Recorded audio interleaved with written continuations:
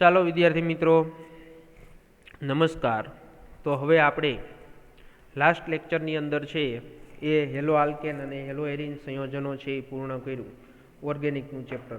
હવે આપણે એક ચેપ્ટર મોસ્ટ આઈએમપી ચેપ્ટર છે, તો એ મોસ્ટ આઈએમપી ચેપ્ટરની વાત કરવાની છે સવર્ગ સંયોજનો। તો યુનિટ 9, તો આપણું જે યુનિટ 9 છે ચેપ્ટરનું નામ છે સવર્ગ સંયોજનો।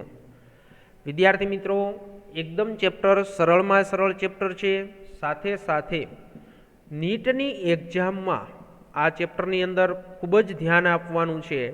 નીટની એક્ઝામની અંદર આ ચેપ્ટરમાં 2 થી લઈ અને 5 સુધીના એમસીક્યુ તમને છે એ આ ચેપ્ટરમાંથી જોવા મળશે અને આ ચેપ્ટર એકદમ સરળ છે, તો વ્યવસ્થિત રીતે આપણે આ ચેપ્ટર તૈયાર કરવાનું છે। ચેપ્ટરનું નામ છે સવર્ગ સંયોજનો। તો સવર્ગ સંયોજનોની આપણે વાત કરવી છે તો સવર્ગ સંયોજનો આધુનિક અકાર્બનિક અને જૈવ કાર્બનિક રસાયણ વિજ્ઞાન અને રાસાયણિક ઉદ્યોગોનું છે શું છે કરોડરજ્જુ છે। તો વિદ્યાર્થી મિત્રો આ ચેપ્ટર વ્યવસ્થિત આપણે તૈયાર કરશું તો આ એકમની અંદર આપણે આગળના એકમમાં આપણે શીખ્યા કે સંક્રાંતિ ધાતુઓ। તો સંક્રાંતિ ધાતુઓ કોને કહેવાય? તો કે ડી વિભાગના તત્વ છે તેને સંક્રાંતિ ધાતુઓ તરીકે ઓળખાય છે। તો ઘણા બધા સંકીર્ણ સંયોજનો બનાવે છે। તો આપને ખબર છે કે ભાઈ ડી વિભાગની જે ધાતુ તત્વ છે તો એને સંક્રાંતિ ધાતુઓ કહેવાય છે અને તે આવા ઘણા બધા સંકીર્ણ સંયોજનો બનાવે છે જેમાં ધાતુ પરમાણુ અનેક ઋણાયન અથવા તટસ્થ અણુઓ સાથે ઇલેક્ટ્રોનની ભાગીદારી દ્વારા જોડાયેલા હોય છે અને આધુનિક પરિભાષાઓમાં આવા સંયોજનોને આપણે શું કહેશું? તો આવા સંયોજનોને સવર્ગ સંયોજનો તરીકે ઓળખીએ છીએ।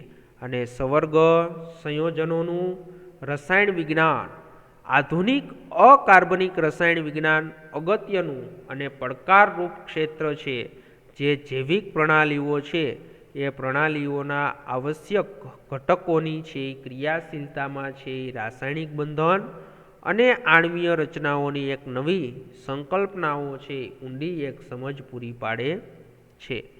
તો એના થોડાક આપણે શું આપ્યા છે? ઉપયોગો આપ્યા છે।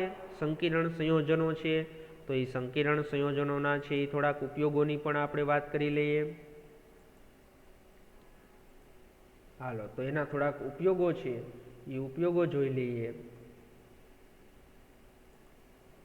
તો એની અંદર એમ કીધું કે જૈવિક પ્રણાલીઓના આવશ્યક ઘટકોની ક્રિયાશીલતામાં રાસાયણિક બંધન અને આણ્વીય રચનાઓની નવી સંકલ્પનાઓ છે ઊંડી સમજ પૂરી પાડી છે। તો એની અંદર વિદ્યાર્થી મિત્રો ક્લોરોફિલ તમે બધા ઓળખો છો, હિમોગ્લોબિન અને વિટામિન B12। તો ક્લોરોફિલ છે એની અંદર તમને બધાને ખબર છે શું હોય? ક્લોરોફિલમાં મેગ્નેશિયમ હોય ને ધાતુ। પછી હિમોગ્લોબિનમાં તમને બધાને ખબર છે કઈ ધાતુ હોય? આયર્ન। અને વિટામિન B12 છે એમાં કોબાલ્ટના સવર્ગ સંયોજનો હોય છે। એટલે ક્લોરોફિલ છે એ મેગ્નેશિયમનું સવર્ગ સહસંયોજન છે, આયર્ન છે એ હિમોગ્લોબિન એ આયર્નનું સવર્ગ સહસંયોજન છે અને વિટામિન B12 છે એ કોબાલ્ટના સવર્ગ સહસંયોજનો છે। અને ઘણા બધા ધાતુ કર્મવિધિના પ્રક્રમો આપણે આ 6થું ચેપ્ટર ભણી ગયા, ઔદ્યોગિક ઉદ્દીપન 5મું ચેપ્ટર ભણી ગયા અને વૈશ્લેષિક પ્રક્રિયકો સવર્ગ સહસંયોજનોનો શું કરે છે? સમાવેશ કરે છે। અને સવર્ગ સંયોજનોનો વિદ્યુત ઢોળ ચડાવવા માટે ઉપયોગ થાય છે, વસ્ત્ર એટલે કે કાપડ બનાવવાની અંદર, રંગકામમાં અને ઔષધીય રસાયણ વિજ્ઞાનમાં પણ ઘણા તેના અનુપ્રયોગો એટલે કે ઉપયોગો હોય છે। તો વિદ્યાર્થી મિત્રો હવે આ આપણે ચેપ્ટરની પ્રસ્તાવનાની વાત કરીએ તો હવે આ ચેપ્ટરની અંદર સવર્ગ સંયોજનોનો વર્ણનનો સિદ્ધાંત ભણવાનો છે। તો વિદ્યાર્થી મિત્રો હવે ખાસ બધાએ અહીંયા ધ્યાન આપવાનું છે। આ ચેપ્ટર છે એ કમ્પ્લીટ આપણે તૈયાર થવું જોઈએ અને સાથે સાથે આના MCQ છે તો એ MCQ પણ આપને આવડવા જોઈએ. હાલો તો હવે આપણે આની વાત કરીએ. તો પહેલો તમારો પ્રશ્ન, તો વિદ્યાર્થી મિત્રો પહેલો ક્વેશ્ચન તમારો છે આ ચેપ્ટરની અંદર વર્નરનો સિદ્ધાંત ઉદાહરણ દ્વારા સમજાવો. વર્નરનો સિદ્ધાંત ઉદાહરણ દ્વારા સમજાવી અને તેની અભિધારણાઓ લખો. હાલ તો પહેલો તમારો પ્રશ્ન છે વર્નરનો સિદ્ધાંત અને સમજાવી અને તેની અભિધારણાઓ લખો. તો વિદ્યાર્થી મિત્રો, સ્વિસ રસાયણશાસ્ત્રી આલ્ફ્રેડ વર્નરે સૌ પ્રથમ હતા જેમણે સવર્ગ સંયોજનોના બંધારણ વિશે તેમના વિચારોને છે સૂત્રિત કર્યા હતા અને તેમણે ઘણા બધા છે એ સવર્ગ સંયોજનોને બનાવ્યા અને તેમણે તેમની ભૌતિક અને રાસાયણિક વર્તણૂકોના સરળ પ્રાયોગિક પદ્ધતિથી અભ્યાસ કરેલો હતો. અને વર્નરે ધાતુ આયનની પ્રાથમિક સંયોજકતા અને દ્વિતીયક સંયોજકતા વિશેની એણે સંકલ્પનાઓ છે રજૂ કરેલી હતી. તો એ પ્રાથમિક સંયોજકતા કોને કહેવાય અને દ્વિતીયક સંયોજકતા કોને કહેવાય, તો એ આપણે હમણાં વાત કરીશું. તો એની અંદર આ જે દ્વિઅંગી સંયોજનો જેવા કે ક્રોમિયમ ક્લોરાઇડ CrCl3 COCl2 અથવા PdCl2 ની પ્રાથમિક સંયોજકતા અનુક્રમે તમને કીધું. તો જો અહીં હું સમજાવું છું વિદ્યાર્થી મિત્રો. CrCl3, તો CrCl3 તમે લખું તો બધાને ખબર છે Clની છે સંયોજકતા -1 છે. તો તમારે ક્રોમિયમની છે ઓક્સિડેશન અવસ્થા શોધવી હોય તો તરત જ ખબર પડી જાય કે Cr ની X પ્લસ Cl3 પણ એક Clની -1 ઇક્વલ ટુ 0 એટલે X ઇક્વલ ટુ +3. એટલે અહીંયા ક્રોમિયમની છે એ ઓક્સિડેશન અવસ્થા +3. તો એવી જ રીતે હવે તમને ગમે એની શોધવાની કે COCl2 તો કોબાલ્ટ ક્લોરાઇડ તો તરત જ આવડી જાય કે ભાઈ CO કોબાલ્ટની ઓક્સિડેશન અવસ્થા શું છે, તો કોબાલ્ટની ઓક્સિડેશન અવસ્થા 2 છે. અને PdCl2 તો PdCl2 છે તો Pdની ઓક્સિડેશન અવસ્થા કેટલી થાય, તો એ પણ તમને ખબર પડી ગઈ કે પીડીની ઓક્સિડેશન અવસ્થા +2 થશે. ઓકે, સમજાઈ ગયું. હાલો તો આ જે એની છે એ કેવી સંયોજકતા છે, તો આ પ્રાથમિક સંયોજકતા છે. કેવી સંયોજકતા છે? પ્રાથમિક સંયોજકતા છે.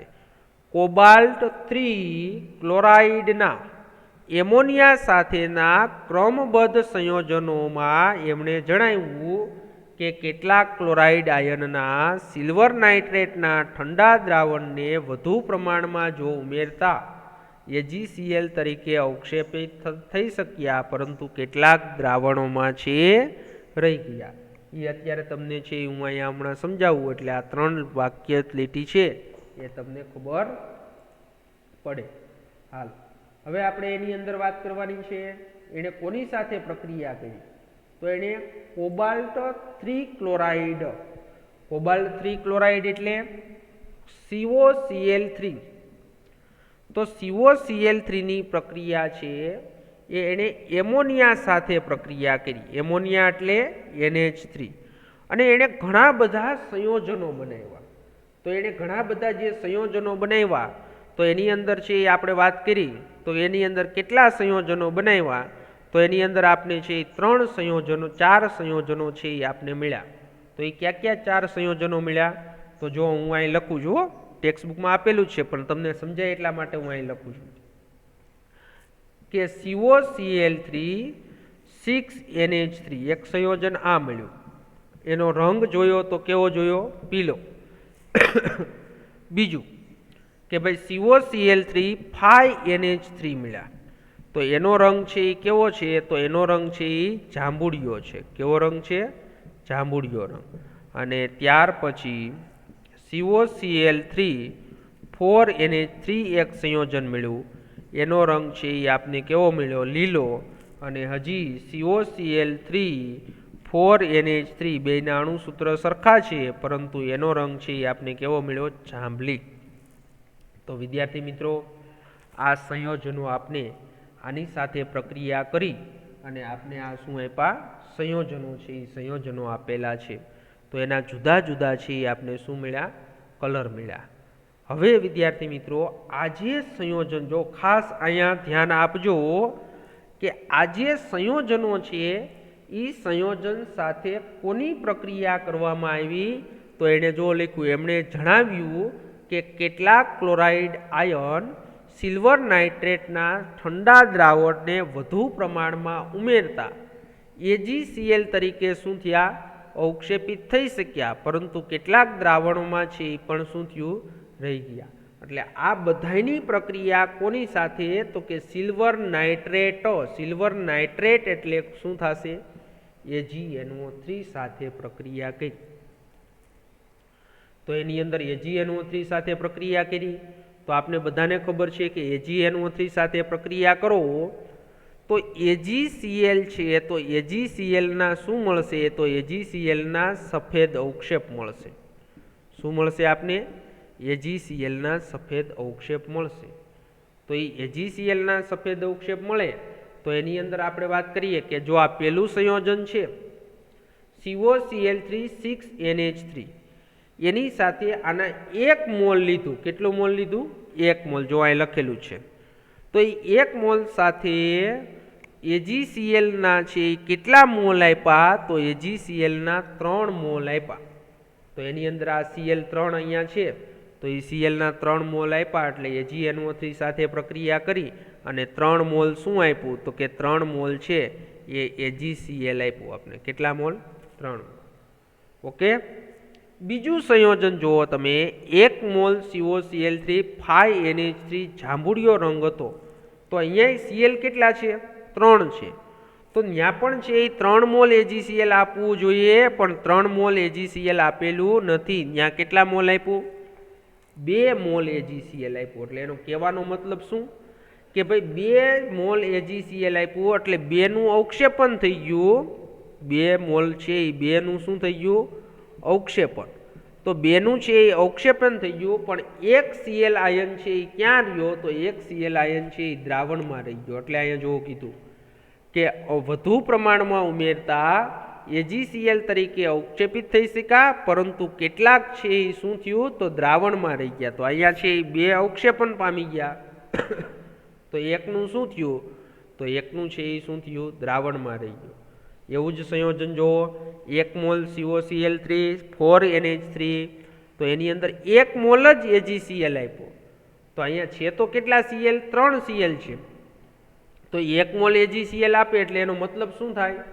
કે એક AgCl છે એનું અવક્ષેપન થયું, તો બાકીના દ્રાવણમાં કેટલા રહી ગયા? 2 રહી ગયા. તો એવી જ રીતે આ જાંબલી કલરનું જે સંયોજન છે તો એ COCl3 છે, તો એની અંદર પણ 1 મોલ AgCl આપ્યું, તો એની અંદર પણ દ્રાવણના કેટલા Cl રહી ગયા? તો કે 2 રહી ગયા. તો વિદ્યાર્થી મિત્રો, આવું થવાનું કારણ શું છે એ હું હમણાં તમને સમજાવું, એટલે તમને ઓટોમેટિક છે એ ખ્યાલ આવી જાય. ઓકે, હાલો. તો એની અંદર આપણે વાત કરીએ કે ભાઈ બધા જ સંયોજનો છે એમાં ક્લોરાઇડ આયન તો સરખા જ હતા કે Cl3 Cl3 Cl3, પણ અહીંયા 3 મોલ AgCl ના મોલ મળ્યા, અહીંયા 2 મળ્યા, 1 મળ્યા અને 1 મળ્યા. તો આવું શા માટે? તો એની પણ આપણે વાત કરીએ. તો આ અવલોકન અને તેમના દ્રાવણમાં વાહકતા માપનના અભ્યાસ પરથી સમજાવી શકાય છે કે પહેલી પ્રક્રિયા દરમિયાન ક્લોરાઇડ આયન અથવા એમોનિયા અણુ અથવા બંને કોબાલ્ટ આયન સાથે 6ની સંખ્યામાં જોડાયેલા છે. અને બીજું સંયોજનને છે એ કોષ્ટકમાં દર્શાવ્યા પ્રમાણે સૂત્રિત કરી શકાય, જેમાં પરમાણુ છે જે ચોરસ કૌંસમાં દર્શાવેલ છે તે એક સ્પીસીજ રચે છે અને જે પ્રક્રિયાની પરિસ્થિતિમાં વિયોજિત થતા નથી. અને વર્નરે છે એ ધાતુ આયન સાથે સીધા જ જોડાયેલા સમૂહની સંખ્યાને માટે તેણે દ્વિતીયક સંયોજકતા પર્યાય સૂચવ્યો અને આ બધા જ ઉદાહરણોમાં છે એ દ્વિતીયક સંયોજકતા કેટલી છે તો એની દ્વિતીયક સંયોજકતા 6 છે. હવે જુઓ આપણે પહેલું સંયોજન, તમે ટેક્સ્ટ બુક અત્યારે ભૂલી જાઓ, અહીંયા ધ્યાન આપો. પહેલું સંયોજન છે COCl3 6NH3. આનો કલર કેવો છે તો આનો કલર છે પીળો કલર છે. હવે જો કલર આપણે બહુ યાદ રાખવાની જરૂર નથી, પણ હવે આપણે આ સંયોજન છે એની અંદર તમને એમ કીધું કે 3 મોલ શું આપે છે તો કે 3 મોલ AgCl આપે છે. શું આપે છે? 3 મોલ AgCl. તો હવે આપણે આ સંયોજનને લખવું છે તો સંયોજનને કેવી રીતે લખાય તો આ CO કોબાલ્ટ NH3 ના 6 અણુ, એટલે અહીંયા હું લખું છું NH3 6, અને હવે આ જે કાઉન્સ છે એની બહાર Cl ના કેટલા અણુ તો કે Cl3. આમ લખવાનું લખ્યું. તો હવે જો આ Cl છે એ કાઉન્સની બહાર જે લખેલો છે એનું શું થઈ શકે તો એનું આયનીકરણ થઈ શકે. એટલે આનું જો તમે આયનીકરણ કરો તો શું થશે? CO NH3 6 અને પ્લસ અહીંયા 3 આવશે અને અહીંયા 3Cl શું આવશે? માઇનસ. તો હવે જો આ 3Cl માઇનસ અહીંયા છે તો 3Cl માઇનસ હોય એટલે એની સાથે તમે AgNO3 ની પ્રક્રિયા કરો તો AgNO3 ના કેટલા મોલ અહીં તમે વાપરશો? 3. તો 3 Ag પ્લસ અને 3 AgCl એટલે 3 મોલ છે એ તમને શું મળશે તો 3 મોલ છે એ AgCl મળશે. ઓકે. તો હવે જો બધા જ વિદ્યાર્થી મિત્રોને આ એક ઉદાહરણ સમજાઈ ગયું, તો બાકીના બધા ઉદાહરણ તમને સમજાઈ જાય કે અહીંયા 2 મોલ Cl આપે છે. તો આ અણુસૂત્રને તમારે લખવું હોય તો એ કેવી રીતે લખી શકાય તો એ હવે બધાને આવડી જવું જોઈએ. તો કેવી રીતે લખશો વિદ્યાર્થી મિત્રો? તો એની અંદર જો કેટલા મોલ આપે છે? અહીંયા 2 મોલ AgCl આપે છે. તો તમારે આમ લખવું જોશે CO, પછી NH3 ના કેટલા અણુ છે તો NH3 ના છે NH3 ના 5, એટલે અહીંયા NH3 5 લખ્યું. 2 આપે છે તો 2 Cl કાઉન્સની બહાર લખવાના, તો 1 Cl ને ચોરસ કાઉન્સની અંદર લખવાનું અને Cl2. હવે જો તમે આનું આયનીકરણ કરશો તો આયનીકરણ કરતા શું થશે? CO NH3 5 Cl અહીંયા +2 અને અહીંયા +2Cl માઇનસ. હવે આની સાથે 2 મોલ તમે AgNO3 ની પ્રક્રિયા કરો એટલે 2 મોલ શું આપે? AgCl આપે. ઓકે, સમજણ પડી ગઈ? હાલો, તો બધાયના તમને લખતા આવડશે. તો જો બીજું હું ડાયરેક્ટ લખું છું તો એની અંદર કેટલા મોલ AgCl આપે છે? 1 મોલ AgCl આપે છે. એટલે CO NH3 કેટલા છે? 4. તો NH3 4, તો Cl કેટલા અંદર લખવા જોશે? 2 અને 1 Cl બાર. ઓકે. હાલો, પછી છેલ્લાનું અણુસૂત્ર આવું થશે કે CO NH3 4 Cl2 અને Cl. આ બે એકબીજાના સમઘટકો છે, પણ એ અત્યારે વાત નથી કરવાની. સમઘટકો ખાલી એના રંગ જુદા છે, એ આપણે આગળ છે એ અભ્યાસ કરવાનો આવશે. એની સમઘટકતા ત્યારે આપણે એના અભ્યાસની અંદર આપણે સમજશું. ઓકે. હાલો, તો વિદ્યાર્થી મિત્રો હવે એની અંદર એક શબ્દ વાપર્યો છે કે ભાઈ વર્નરના ધાતુ આયન સાથે સીધા જ જોડાયેલા સમૂહની સંખ્યા. તો આપણો આ ધાતુ આયન છે, તો આ ધાતુ આયન સાથે સીધા જ જોડાયેલા છે એ સંખ્યાને કઈ શબ્દ વાપર્યો છે? દ્વિતીયક સંયોજકતા વાપરી છે. જો NH3 ના કેટલા અણુ જોડાણા? 4, Cl2 ના 2. તો આ ડાયરેક્ટ જોડાયેલા છે, તો કોબાલ્ટની દ્વિતીયક સંયોજકતા કેટલી થઈ? 6. તો બધાય સંયોજનો તમે જોશો અહીંયા જો NH3 5 Cl1, એટલે આ કોબાલ્ટની દ્વિતીયક સંયોજકતા કેટલી થઈ? 6. અહીંયા પણ જોશો 4 અને 2, તો અહીંયા પણ કોબાલ્ટની છે દ્વિતીયક સંયોજકતા કેટલી થઈ? 6. તો એણે શું કીધું કે બધા જ ઉદાહરણોમાં દ્વિતીયક સંયોજકતા કેટલી છે? તો કોબાલ્ટની દ્વિતીયક સંયોજકતા 6 છે. ઓકે. હાલો, તો હવે એણે શું આપ્યું છે? કોષ્ટક આપ્યું છે. તો એ કોષ્ટક હવે વિદ્યાર્થી મિત્રો તમને બધાને સમજાઈ ગયું હશે કે પહેલું સંયોજન જે હતું પીળા કલરનું એની અંદર 3 Cl છે અને અહીંયા જો Na3 6 લખ્યું છે તો અહીંયા કોબાલ્ટની દ્વિતીયક સંયોજકતા પણ 6 થાય. પછી અહીંયા 2Cl માઇનસ લખ્યું છે, Na3 5 અને Cl નો 1 6. રેડી? તો આ બધા એના શું આપ્યા છે? સંયોજનો આપેલા છે. તો દ્રાવણની વાહકતા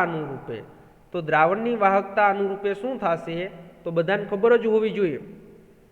આ એક અણુ છે એટલે એની વાહકતા 1 અહીંયા 3 ઋણ આયન છે એટલે 1:3. અહીંયા આ 1 અહીંયા 2 એટલે 1:2. અહીંયા એક ધન આયન અને એક ઋણ આયન એટલે 1:1. અહીંયા પણ એક ધન આયન અને એક ઋણ આયન એટલે 1:1. ઓકે, હાલો. તો એ નોંધો કે કોષ્ટકમાં છેલ્લા 2 સંયોજન મેં તમને હમણાં જ વાત કરી દીધી કે એ નોંધો કે કોષ્ટકમાં છેલ્લા 2 સંયોજનોને સરખા પ્રમાણસૂચક સૂત્ર સરખા છે, COCl3 4NH3, પરંતુ તેના ગુણધર્મોમાં તફાવત છે. તો આવા સંયોજનો માટે સમઘટકો પર્યાય છે એ સૂચવ્યો છે. તો 1898માં વર્નરે તેમના સવર્ગ સહસંયોજનોના સિદ્ધાંત પ્રતિપાદિત કર્યા અને આ સિદ્ધાંતની અભિધારણાઓ નીચે આપેલી છે. તો વિદ્યાર્થી મિત્રો એની અભિધારણાઓ છે તો એ અભિધારણાઓ પણ તમારે લખવાની છે. તો એની કેટલી અભિધારણાઓ છે? 4 અભિધારણાઓ છે. તો આપણા જે સવર્ગ સંયોજનોમાં ધાતુ 2 પ્રકારના બંધન દર્શાવે છે. એની અંદર 2 સંયોજકતા છે. એક કઈ છે? પ્રાથમિક અને બીજી કઈ છે? દ્વિતીયક સંયોજકતા. રેડી? હાલો. તો પ્રાથમિક સંયોજકતા કોને કહેવાય અને દ્વિતીયક સંયોજકતા કોને કહેવાય એની પણ વાત કરી દઈએ. તો કે પ્રાથમિક સંયોજકતા સામાન્ય રીતે શું કરે છે? આયનીકરણ પામે તેવી હોય છે અને તે કોના વડે હંમેશા સંતોષાયેલી હોય? ખાસ ઋણ આયન વડે જ હંમેશા સંતોષાયેલી હોય છે. ત્રીજી અભિધારણા, 2 પાછી હમણાં સમજાવું એક ઉદાહરણ.